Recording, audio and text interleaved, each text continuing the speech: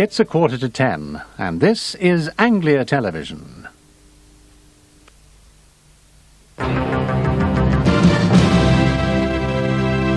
Good evening, this is the news from ITN. Tonight's headlines. Israel could be days from a peace deal with the Palestinians. Timex shuts down its Dundee factory and takes the unions by surprise. 1 hour from freedom, a fugitive killer is recaptured in Ireland. And Damon Hill gets into the winning habit with his second Grand Prix victory. Israel says it could be on the brink of signing an historic deal with the Palestinians to allow them self-rule in part of the occupied territories. The Israeli cabinet is expected to approve the proposal when it meets in special session tomorrow. It follows secret talks between Israel's Foreign Minister Shimon Peres and a senior PLO official. Under the plan, the Palestinians would be granted self-rule in the occupied Gaza Strip and the West Bank town of Jericho. The Israeli Foreign Minister was back in Jerusalem, straight into the cabinet room, after secret negotiations with Palestinians and the Americans. The Middle East is awash with rumour that a deal is about to be struck with the Palestinians. It is far from certain, for there are many obstacles. But the Israeli government is openly talking of a breakthrough in the peace process after nearly 2 years of stagnant and tortuous negotiations.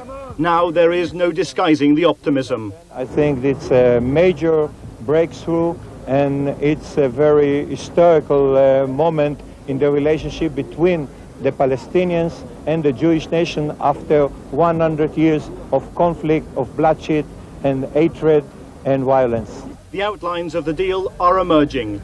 The proposed idea then is for Israel to pull out its occupying troops from the Gaza Strip and allow Palestinians there to govern themselves. In addition, in the occupied West Bank, there would be self-rule for the ancient Arab town of Jericho. But Israeli Prime Minister Yitzhak Rabin will be taking no chances with security. He will not allow limited self-rule to be the first step towards an independent Palestinian state. These are important days in his premiership. Having shown the iron fist towards Lebanon, he needs to prove he can make concessions as well. Tomorrow his cabinet will meet again in special session, and on Tuesday the peace talks will begin for real in Washington. There are many reasons to be cautious, because there are many groups on all sides who will try and sabotage any deal. But there does appear now to be a real political momentum here, a readiness at long last to hand over to the Palestinians some real autonomy. Robert Moore, ITN, Israel. The leaders of Bosnia's warring factions will resume peace talks tomorrow in Geneva on the plan to divide the republic into 3 ethnic mini-states. The talks were suspended 10 days ago to allow them time to put the proposal to their respective parliaments. But only the Bosnian Serbs have said they're prepared to accept it. The Croat Assembly is demanding changes to the borders, while the Muslims want more territory and American involvement in any settlement. Here, the electronics company Timex has closed its Dundee factory after one of the most acrimonious industrial disputes in recent years. The sudden closure comes several months earlier than expected. Workers were locked out of the factory 6 months ago in a row over pay and redundancies. The Timex dispute was the most bitter and on occasion most violent in Britain since the mid-80s. It began in January. Within a month, 343 workers had been locked out of the Dundee plant, and an alternative workforce was being bussed through the gates. Tonight's night shift was the last to go through those gates, ending an association between Timex and the city of Dundee stretching back to 1946. In the past hour, union officials have warned that their dispute with Timex is not over. An international boycott of the company's goods and factories will, they say, continue until a negotiated deal is reached. Well, at the end of the day, if the corporation are not prepared to negotiate a settlement with AWU, then our campaign will continue until such time as it does, and we will hope to inflict as much damage as possible on the Timex Corporation. In a statement, Timex said they regretted leaving Dundee, but dismissed suggestions that they decided to cut and run ahead of the planned Christmas closure date. Tonight, the Scottish TUC pledged their continued support to the sacked workforce, many of whom may now go to industrial tribunals claiming unfair dismissal. The government has denied it plans to postpone or even abandon the controversial sell-off of British Rail. But Labour is claiming that ministers are looking at ways of delaying the Railways Bill because of mounting opposition from Tory MPs and peers. But the government says that's nonsense. The government's plans for selling off British Rail have never run smoothly. Now there are reports that it could be postponed until the next session of Parliament. The government doesn't want British Rail to be allowed to compete for franchises. But following a defeat by the House of Lords last month on that issue, they may have to reconsider. With a number of worried Tory MPs, they could face defeat in the Commons too. There are a lot of doubters about privatisation. I mean, we all know, particularly so far as the question of subsidies is concerned, a lot of the MPs are worried, and this would be an ideal way of showing their objection. Clearly, there is no majority for rail privatisation in Parliament, or far less in the country. The whole thing is discredited before it starts, and it really is a question now of whether the government admit defeat at this stage, or whether they soldier on.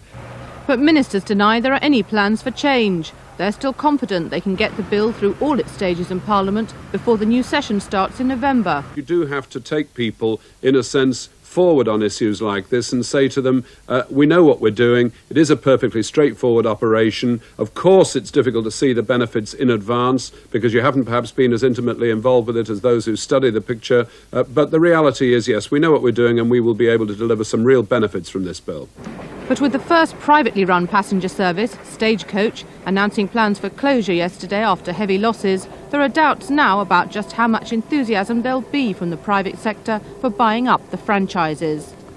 An escaped killer is in custody tonight after Irish police recaptured him an hour before a legal loophole would have allowed him to go free. James Rudman walked out of a psychiatric home in Leicestershire nearly a month ago.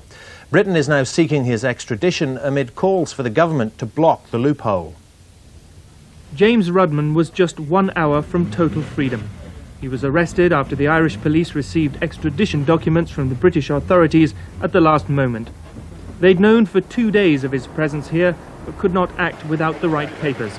The 28-day legal loophole in the Mental Health Act would have come into force at midnight, and the hospital order under which Rudman had been detained would have lapsed. James Rudman did not face any charges in the court, but he was called to give evidence before the judge hearing the extradition request issued by the British authorities. Rudman said he'd been in Ireland for 10 days. He travelled here on an expired British passport, and while here he'd used an alias, James O'Regan, which is his mother's maiden name. Rudman had escaped from a secure unit in Leicester on the 1st of April. He'd been held there since his conviction for the manslaughter of his estranged wife, Susan. He had stabbed her 41 times. Following his capture, no one was more relieved than his mother-in-law, who has been carrying a panic alarm since his escape.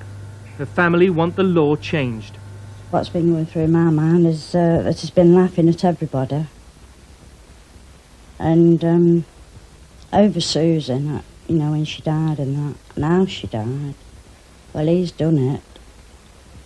And he's only been away like not 2 years, really. Rudman has been remanded in custody till Wednesday, when the court will sit again to review the extradition request in detail. Eric McInnes, ITN, Tralee, County Kerry. Bradford's Bangladeshi community announced today it's to take the Labour-controlled city council to court for alleged discrimination. It claims the council has a deliberate policy of keeping Asian children out of predominantly white schools. 30 families are now planning to keep their children at home when the new term starts next month. Bradford's Bangladeshi community claim their children are condemned to attend unpopular schools with lower academic standards than their white peers. We've got some science homework today, yeah? When the new term begins, Rafiq al-Haq will stay at home. His parents applied to 2 predominantly white schools. Instead, Rafiq was sent to Fairfax Upper. The people from that school are going into higher education, and the school's not providing any good results. In Manningham, parents whose children will join the school's boycott voted to take Bradford Education Authority to court today under the Race Relations Act. The fact that 30% of parents in Manningham area do not get a school of their choice, and if you compare that with the white population across Bradford, it's only 5%. Clearly there's something wrong there. The parents say Bradford could now be forced to reallocate schools to 6,000 children after they secured a judicial review of the city's selection policy. Education officials say they consider the matter sub judice but deny discrimination. Ian Cundall, ITN, Bradford. More than 200 people have been killed in a dam burst in China. Thousands more were injured as water swept away many villages. It happened at a reservoir in the remote western province of Qinghai. Officials are still trying to establish the cause of the accident. Britain's Damon Hill has won the Belgian Grand Prix, his second successive Formula One victory. Hill, in a Williams, took the checkered flag 10 seconds ahead of Germany's Michael Schumacher, and he beat his teammate, three-times world champion Alain Prost, into third place. Britain's Johnny Herbert was fifth. It was the day Formula One's new boys came of age. Pole position gave Alain Prost an early lead, but Hill stayed in touch, and on lap 25 he broke for the front. Prost on the right, holding the line right to the bend. 5 laps on, the tables were turned. A slow pit stop let Hill through. Prost was back to second, and with the Benetton Ford of Michael Schumacher hard on his tail. His 4th World Championship now virtually assured, Prost was in no mood for a fight. Schumacher, the German wunderkind, went into second and within sight of Hill. Over the closing stages, the top 3 traded record laps on this, the fastest of Grand Prix circuits. Hill, his place in the Williams under threat from 4th-placed Ayrton Senna, left nothing to chance.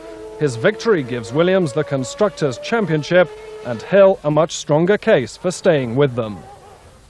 Athletics, there's been a new world record in the javelin and a good performance by Britain in the traditional welcome home meeting after the World Championships. At the McDonald's Games in Sheffield, Jan Zelezny of the Czech Republic produced this throw of well over 95 metres. World champion Linford Christie dominated the field in the 100 metres. Then it was world record breaker Colin Jackson's turn to power his way to first place in the 110 metres hurdles. And fellow gold medalist Sally Gunnell left the competition far behind in the 400 metres hurdles. Golf, and Bernhard Langer has won the German Open for a record 5th time. Britain's Peter Baker came second, clinching his place in the European Ryder Cup squad at the Belfry next month. 9 players are now guaranteed a place in the team.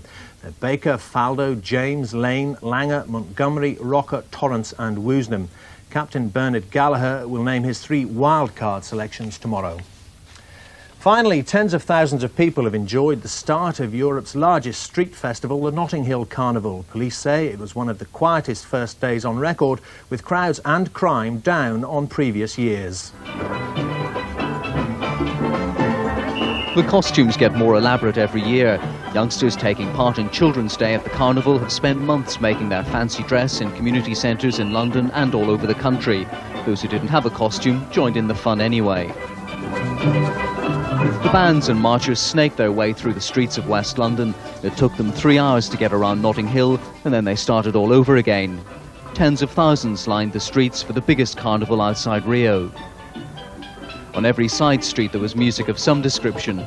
Bands came from all over the world.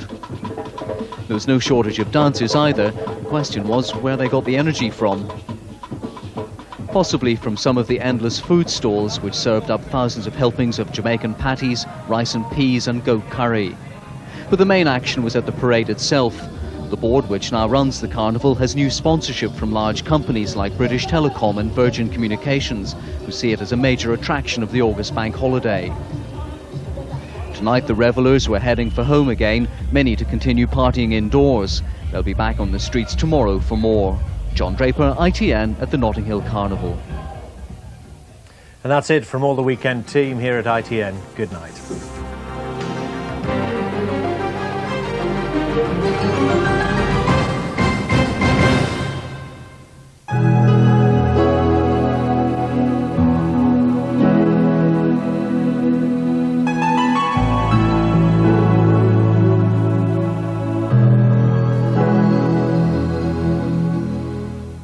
Hello, good evening. The last couple of days of August and the first few days of September all promise to be basically dry and fairly bright, even some sunshine around for most of us. All this thanks to a large area of high pressure that's been over Britain today, and it's here to stay for the next few days too. There is a tired old weather front around. It's been producing patchy cloud over western parts of Britain today. It'll still be there tomorrow, but then it's going to fizzle out and virtually disappear. So a lot of fine weather to look forward to. But the southern half of Britain and some northwestern parts of England and Wales to start the day will get off rather cloudy, I think you'll find in the morning, even 1 or 2 spots of drizzle out in the west. But this cloud will gradually break up, and then most of Britain will be fine and dry with some sunny spells.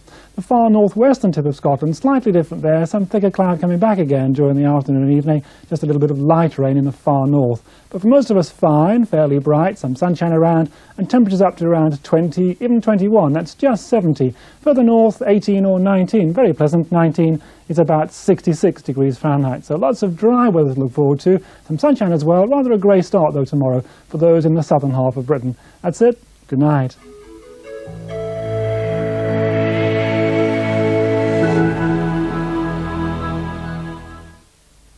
And here's the Anglia weather forecast. Tonight will become rather cloudy and quite misty later, with perhaps a little drizzle in places. Although tomorrow may start cloudy with some patchy drizzle, this will soon clear with sunny periods developing. On Tuesday it will be dry and fine with sunny periods and reasonably warm in the light winds.